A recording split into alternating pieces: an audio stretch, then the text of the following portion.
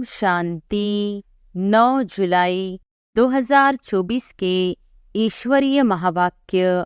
पहले एक नज़र मुरली के मुख्य पॉइंट पर। बाबा ने कहा, योग अक्षर भक्ति का है। ज्ञान देने वाला एक ज्ञान का सागर है, उनको ही सद्गुरु कहा जाता है, बाकी सब है गुरु। सच्चे बाप के साथ अंदर बाहर सच्चा बनना है। पहले तो कदम कदम पर झूठी था, वह सब छोड़ना पड़ेगा अगर स्वर्ग में ऊंच पद पाना चाहते हो तो। राजधानी न तो सतयुग में स्थापन हो सकती न कलयुग में, क्योंकि बाप सतयुग या कलयुग में नहीं आते हैं। इस युग को कहा जाता है पुरुषोत्तम कल्याणकारी युग। इसमें ही बाप आकर सबका कल्याण करते हैं।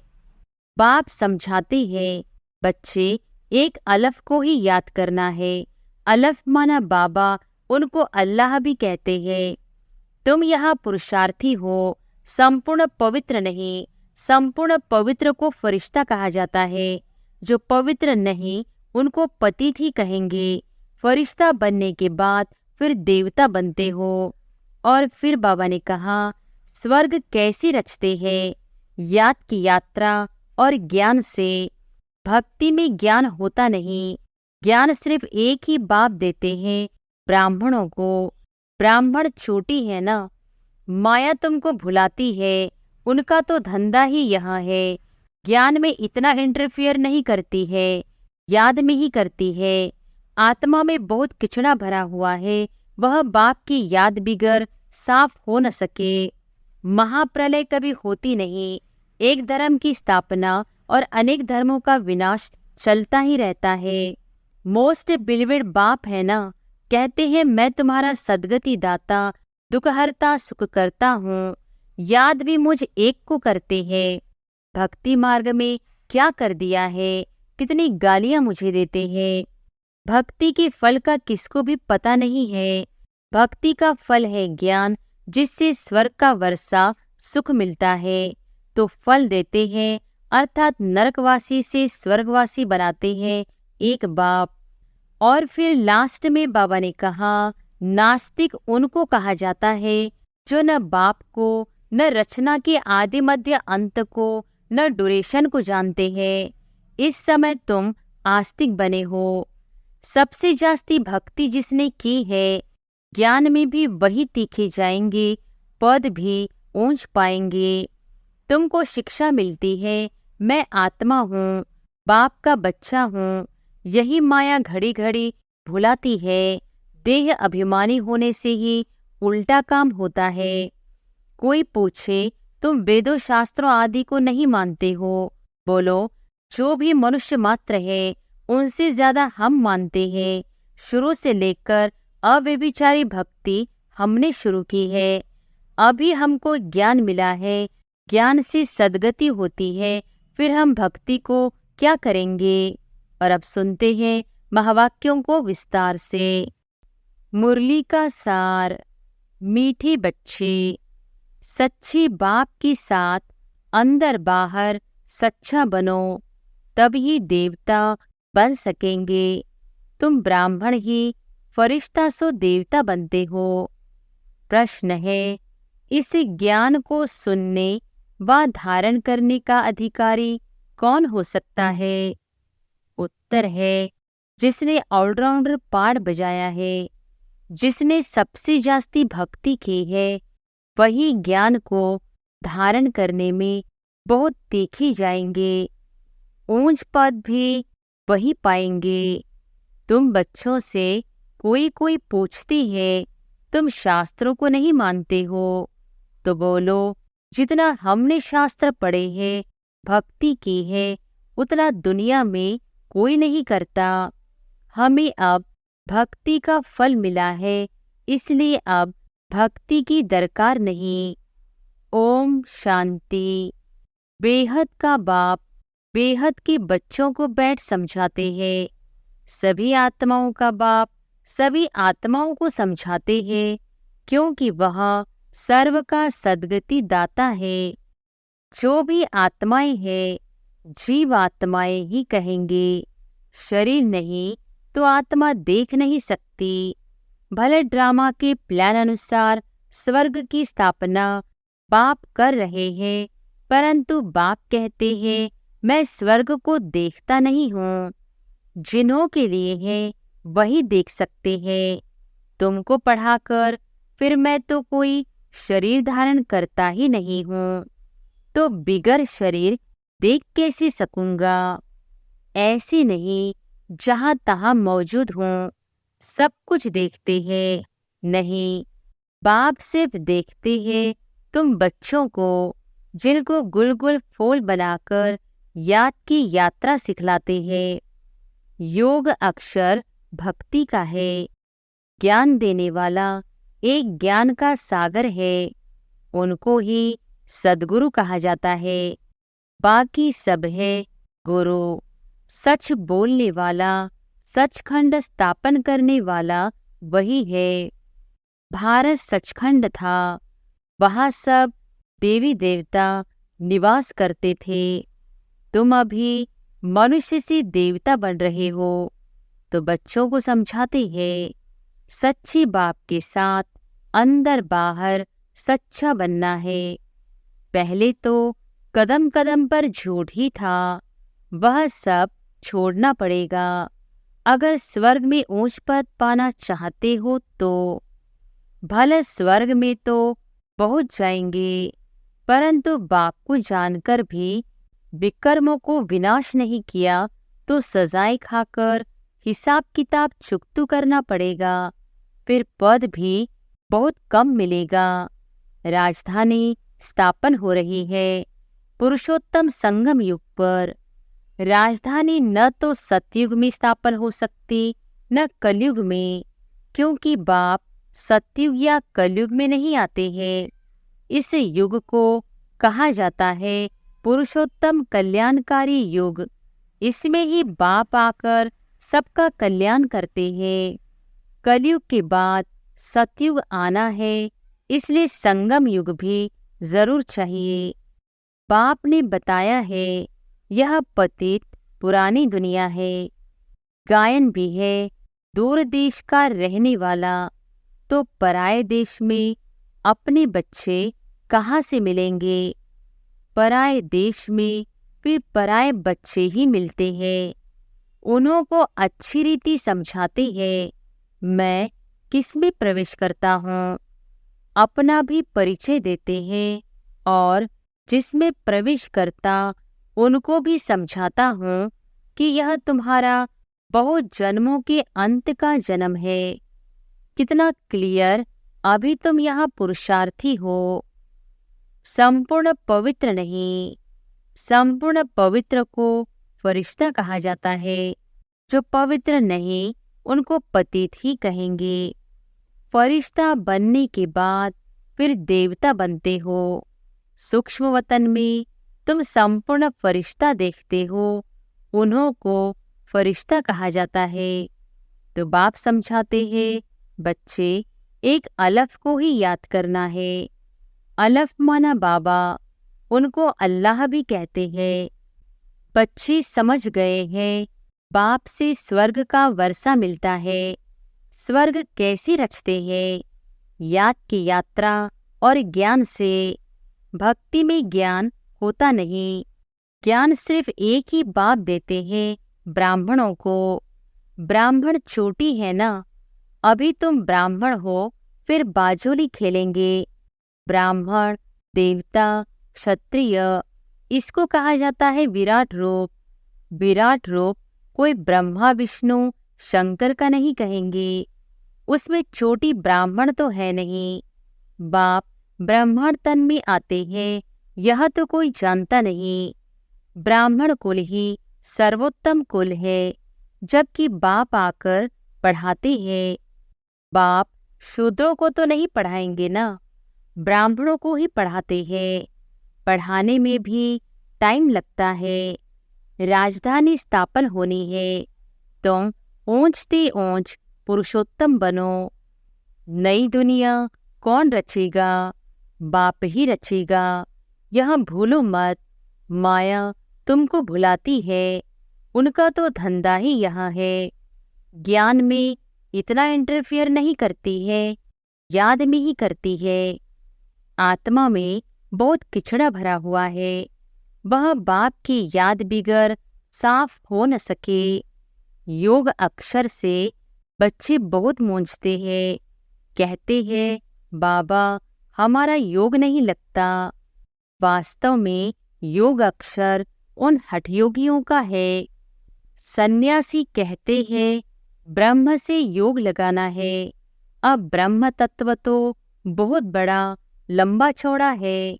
जैसे आकाश में स्टार्स देखने में आते हैं, वैसे वहाँ भी छोटे छोटे स्टार्स मिसल आत्माएं हैं। वह है आसमान से पार, जहाँ सूर्य चांद की रोशनी नहीं। तो देखो कितने छोटे छोटे रॉकेट तुम हो। तब बाबा कहते हैं पहले पहले आत्मा का ज्ञान देना चाहिए। वह तो एक भगवान ही दे सकते हैं। ऐसे नहीं सिर्फ भगवान को नहीं जानते, परंतु आत्मा को भी नहीं जानते। इतनी छोटी सी आत्मा में 84 के चक्र का अविनाशी पाठ भरा हुआ है। इनको ही कुदरत कहा जाता है और कुछ नहीं कह सकते। आत्मा 84 का चक्र लगाती ही रहती है। हर 5000 वर्ष बाद यह चक्र फिरता ही रहता है। यह ड्रामा में नोंद है। दुनिया अविनाशी है, कभी विनाश को नहीं पाती।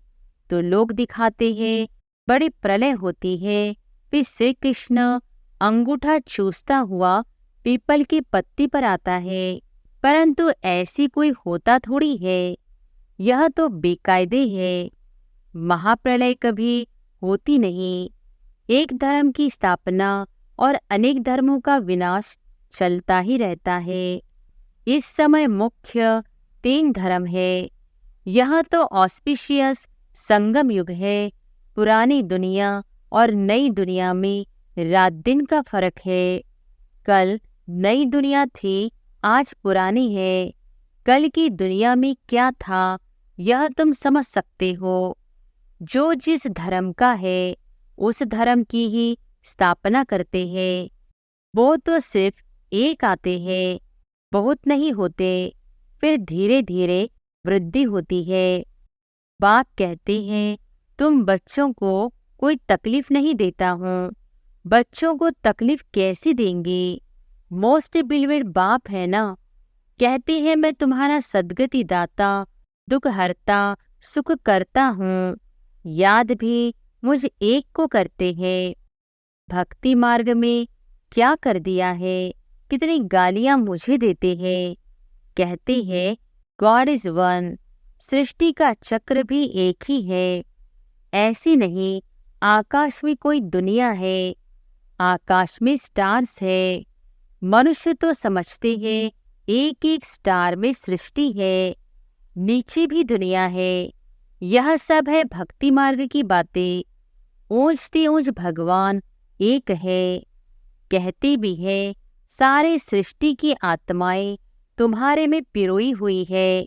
यह जैसी माला है, इनको बेहद की रुद्रमाला भी कह सकते हैं। सूत्र में बांधी हुई है। गाते हैं परंतु समझते कुछ नहीं। बाप आकर समझाते हैं बच्चे मैं तुमको जरा भी तकलीफ नहीं देता हूँ। यह भी बताया है जिन्होंने पहले पहले भक्ति की है वही ज्ञान में तीखे जाएंगे। भक्ति जास्ती की है तो फल भी उनको जास्ती मिलना चाहिए। कहते हैं भक्ति का फल भगवान देते हैं, वह है ज्ञान का सागर, तो जरूर ज्ञान से ही फल देंगे। भक्ति के फल का किसको भी पता नहीं है। भक्ति का फल है ज्ञान, जिससे स्वर्ग का वर्षा सुख मिलता है। तो फल देते हैं अर्थात नरकवासी से स्वर्गवासी बनाते हैं एक बाप। रावण का भी किसको पता नहीं है। कहते भी है यह पुरानी दुनिया है, कब से पुरानी है वह हिसाब नहीं लगा सकते हैं। बाप है मनुष्य सृष्टि रूपी झाड़ का बीज रूप।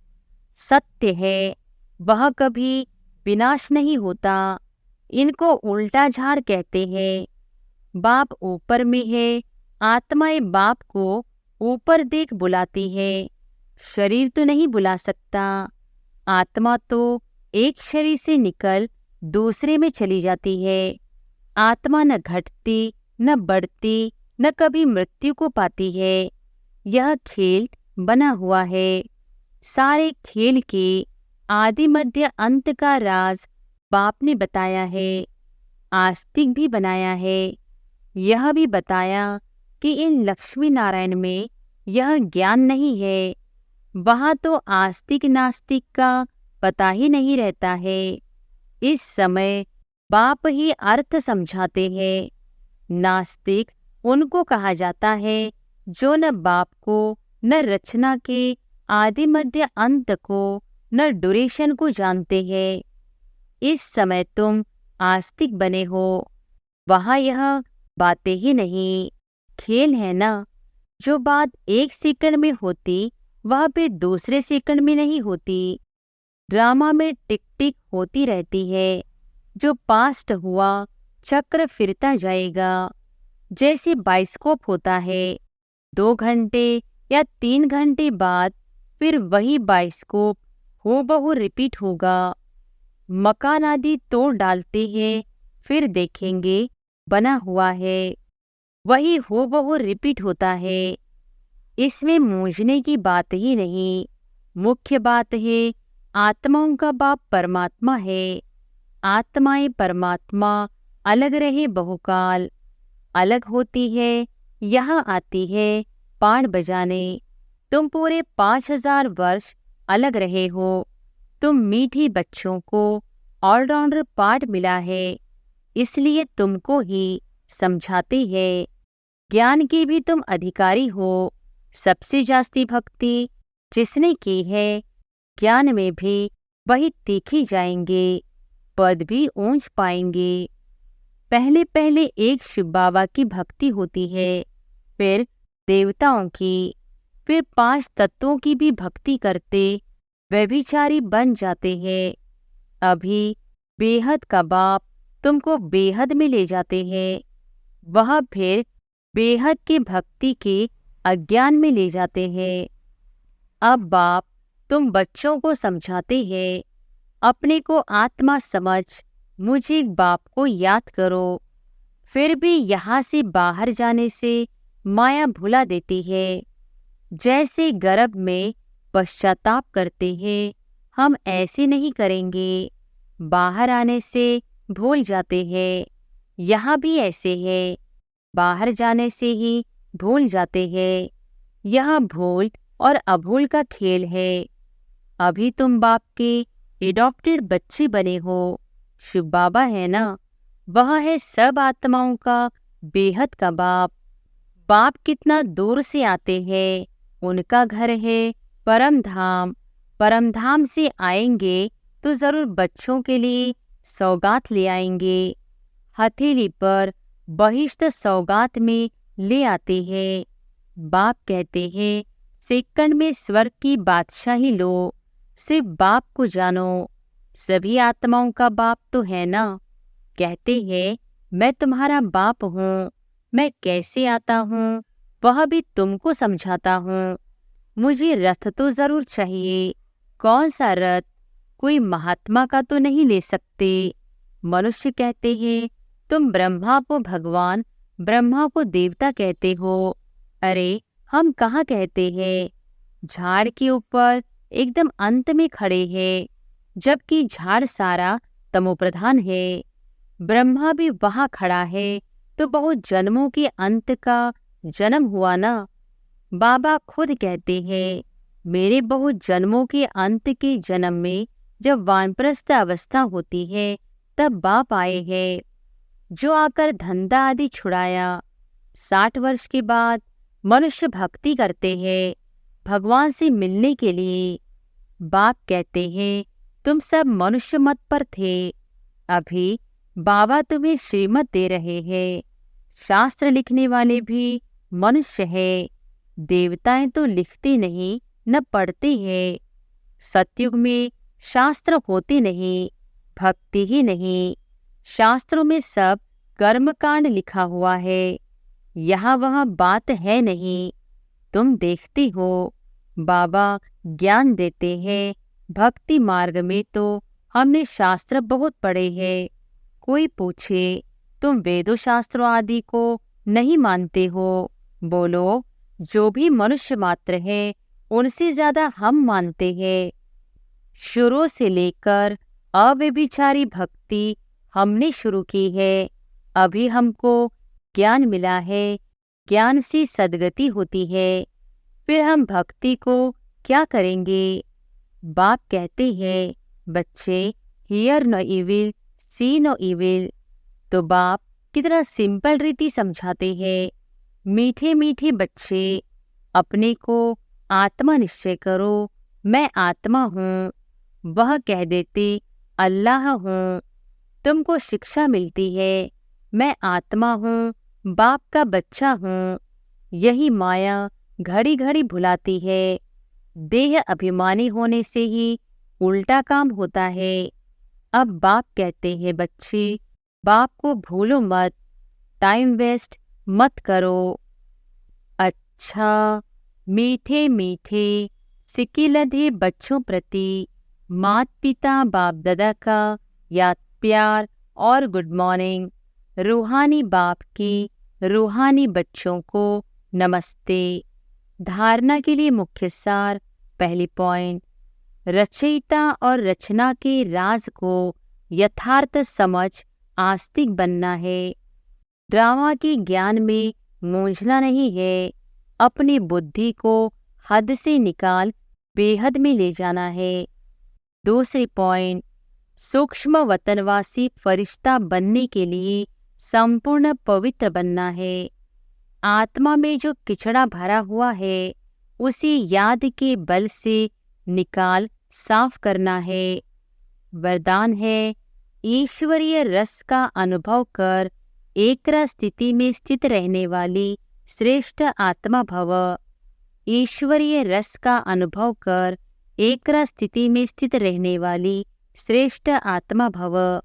जो बच्चे ईश्वरीय रस का अनुभव कर लेते हैं उनको दुनिया के सब रस फीके लगते हैं।